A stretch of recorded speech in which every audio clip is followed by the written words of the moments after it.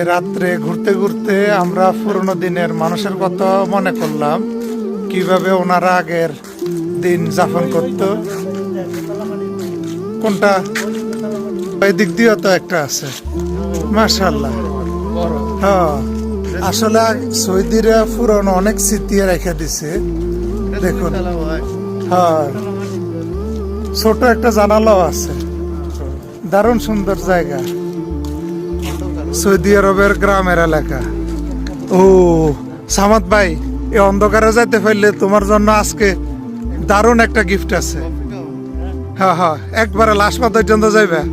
ওইখানে কিন্তু ভূতও আছে, যেটা আগে শুনছি আমরা। ভাই রিক্স আছে, দেখছো না?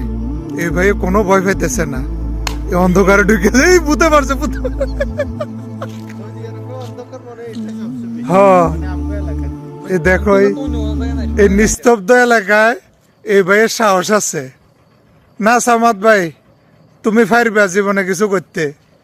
এই অন্ধকারের মধ্যে চলে গেছো তুমি। দেখুন, একবারে অন্ধকার, ভিতরে কিছু নাই।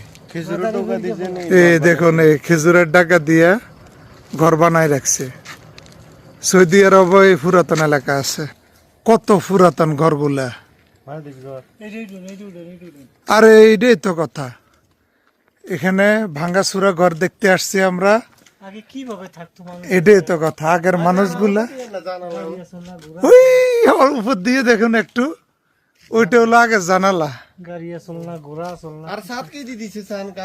হ্যাঁ, মাশাআল্লাহ, আগের মানুষের ধৈর্য অনেক এবং শরীরে শক্তিও ছিল অনেক।